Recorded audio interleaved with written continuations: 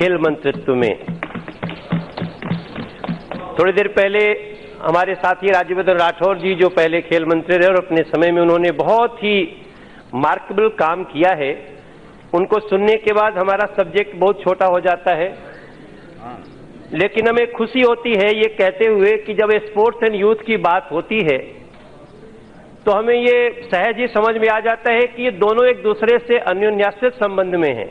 जो यूथ होगा ज्यादातर स्पोर्ट्स में भाग लेगा, और जब चर्चा आगे बढ़ रही है तो हम ये भी बताना चाहेंगे कि ये एक आर्थिक आकर्षण का भी बहुत बड़ा साधन है।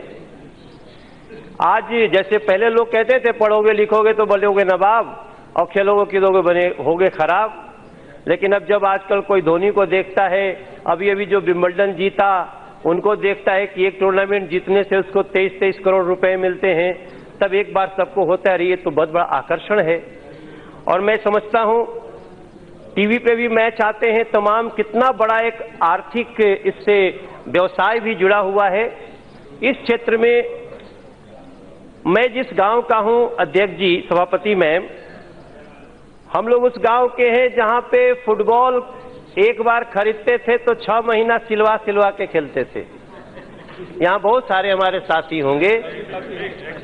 ब्लैडर होता था, ब्लैडर जब फट जाता था तो पंचर सटवाने जाते थे, और जब फुटबॉल जब वो फट जाता था तो सिलवा करके और बड़ी मेहनत करते थे क्योंकि उसका भी पैसा नहीं होता था।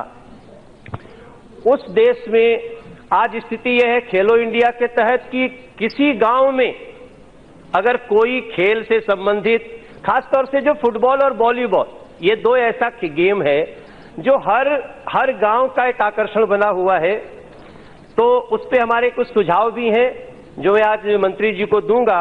लेकिन वो दिन याद आता है तो डर जाता हूं, क्योंकि अभी कुछ साथियों को सुन रहा था, वो लोग अभी भी कोसते हैं जबकि शासन चलाए हैं 5 साल 10 साल, और मुख्यमंत्री उनकी पार्टियों के रहते हुए अगर वो अपने स्टेट में ये खुशियां नहीं दे पाए तो मैं नहीं समझता हूं कि आज इस बेंच को कोसने की उनकी कहीं से भी योग्यता बनती है।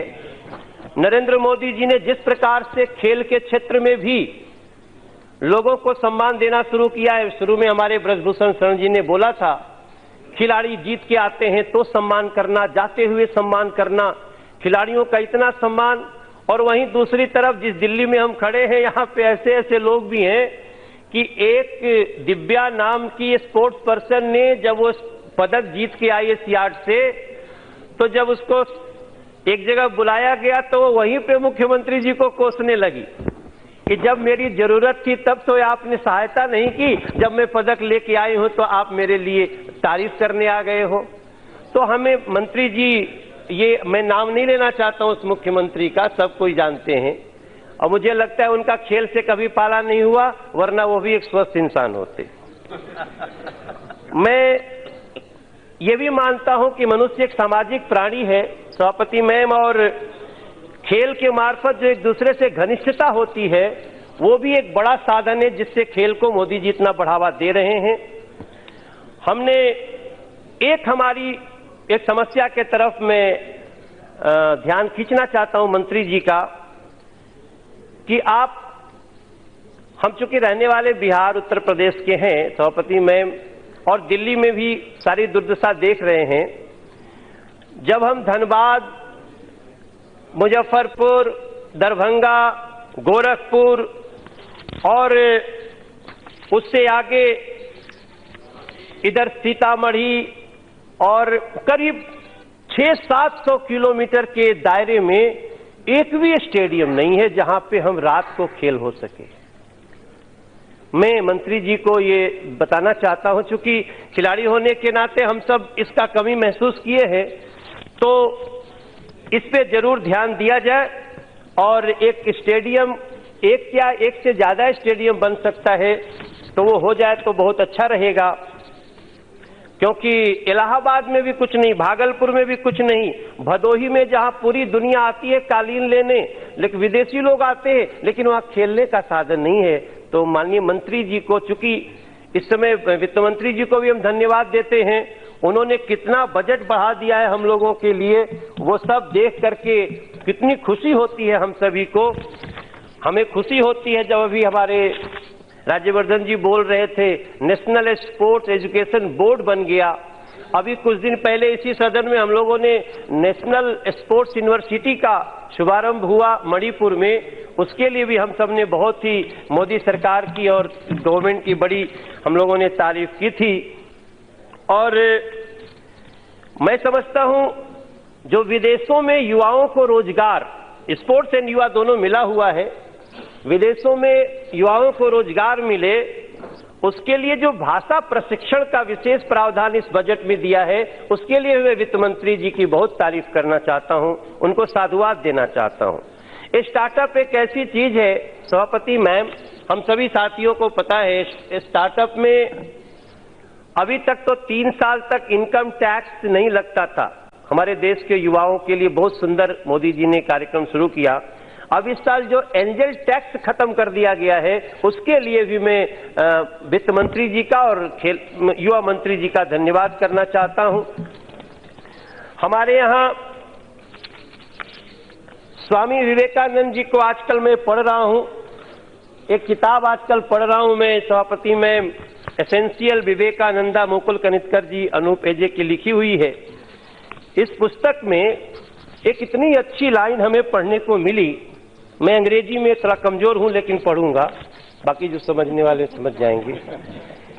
स्वामी विवेकानंद जी ने लिखा है, we speak of many things parrot like but never do them. Speaking and not doing has become a habit with us. What is the cause of that? Physical weakness. Swami Vivekananda ji ने तब कहा कि फिजिकल वीकनेस के कारण ऐसा हो रहा है, और उन्होंने एक बहुत ही इंपॉर्टेंट लाइन लिखी है कि उनके पास कोई दुबला पतला व्यक्ति आ गया था कि मैं सन्यासी बनना चाहता हूं, तो स्वामी जी ने उनको कहा कि तुम जितने दुबले पतले हो, तुम पहले जाके फुटबॉल खेलो। स्वामी विवेकानंद जी ने ये लाइनें जब कही हैं तो भी हमें ये सुनाई देता है, दिखाई देता है आज भी कि उन्होंने भी किस प्रकार से इसका सपोर्ट किया है।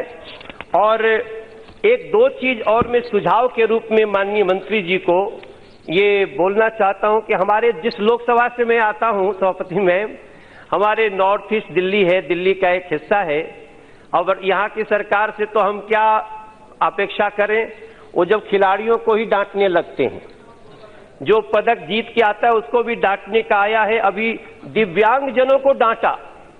मैं माननीय मंत्री जी से कहूंगा ऐसी चीजों का संज्ञान लिया जाना चाहिए। हम किसी पार्टी पॉलिटिक्स में नहीं जा रहे हैं, लेकिन जब स्पोर्ट्स की बात हो, कोई मुख्यमंत्री पदक जीत के आए दिव्यांग खिलाड़ियों से मिलने तक का बुला करके ना मिले, तो मैं समझता हूं एक बार पूछताछ तो होनी चाहिए। ऐसे दिल्ली प्रदेश में हमारी लोकसभा में एक स्टेडियम दे दिया जाता, क्योंकि हमारी लोकसभा में लगभग 50 लाख लोग, थोड़ी सी ईस्ट की भी है, गौतम गंभीर जी जहां से हैं, तो 50 लाख लोगों के बीच हमारे पास लैंड बहुत है। हम लोग डीडीए के मार्फत उसका हमने रिक्वेस्ट भी किया है, माननीय मंत्री जी उसको एक नोट कर लेंगे, एक स्टेडियम। हालांकि थोड़ा सा उन्होंने मुझे कहा भी है कि चिंता मत करो।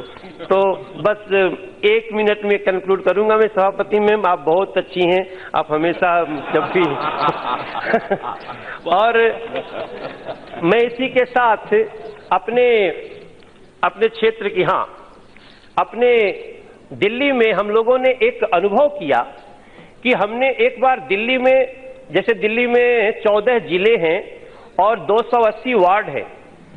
पीछे खेल मंत्री जब थे तो खेलो इंडिया के सहयोग से हम लोगों ने एक बड़ा क्रिकेट का टूर्नामेंट कराया और दिल्ली के 6,800 बच्चों ने उसमें भाग लिया। और उसके बाद उन्होंने नरेंद्र मोदी जी को धन्यवाद देते हुए जो लाइनें हमसे कहीं, उन लाइनों के साथ में आज के इस अपने उद्बोधन को समाप्त कर दूंगा। लिखा था बड़ा बढ़िया से, हाँ नहीं, मैं लिखा था, उर्जित तन मन प्रफुल्लित और दिलों के मेल कर दे, सकल जग के संगठन का करिश्मा यह खेल कर दे, करिश्मा यह खेल कर दे। ऐसे मंत्री जी को धन्यवाद देते हुए और शुभकामना देते हुए कि इस खेल के ऊपर जो हमारा देश अभी रिकॉर्ड बना रहा है, उसके लिए बधाई देते हुए अपनी वाणी को विराम देता हूं। Thank you very much.